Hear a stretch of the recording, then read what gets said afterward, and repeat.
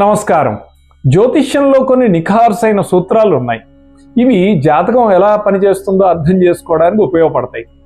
దాంట్లో మొదటిది, జన్మజాతక చక్రంలో శనిగ్రహం మహాదశాధిపతి నుండి 11వ స్థానంలో ఉంటే లాభాలు ఆలస్యంగా వస్తాయి, కానీ అవి నిలకడగా ఉంటాయి.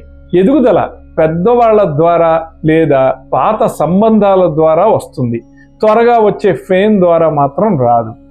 రెండవది, జన్మజాతక చక్రంలో గురువు నుండి చంద్రభగవానుడు 6వ స్థానంలో ఉంటే బాధ్యతలు, సేవా కార్యక్రమాలు లేదా ఒత్తిడిని కలిగించే ఫంక్షన్స్ నిర్వహించే సందర్భాల్లో బలపడుతుంది.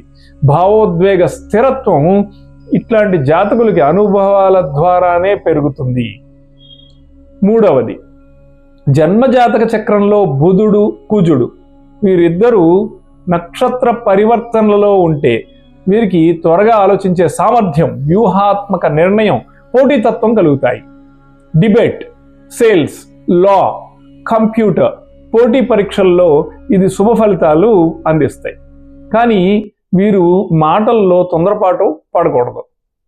నాలుగవది, జన్మజాతక చక్రంలో రాహువు 10వ భావాధిపతి మీద దృష్టి ఉంటే, అంటే కలయిక ఉండకూడదు. ఇక్కడ జాతకుడికి కెరియర్, పబ్లిక్ ఇమేజ్, మీడియా రంగం, విదేశీ లేదా డిజిటల్ మాధ్యమాల ద్వారా పెరుగుతుంది. కానీ పేరు, ప్రతిష్ట, ఖ్యాతి అనేవి పుకార్లు, అసత్య ప్రచారానికి లోనయ్యే ప్రమాదం కూడా పొంచి ఉంటుంది. ఇవి సూత్రాలు మాత్రమే. పూర్తి జాతకం చూసి మిగతా గ్రహ ప్రభావాలు ఎలా ఉన్నాయి అన్నది దాని మీద చెప్పిన సూత్రాలు పనిచేస్తాయి.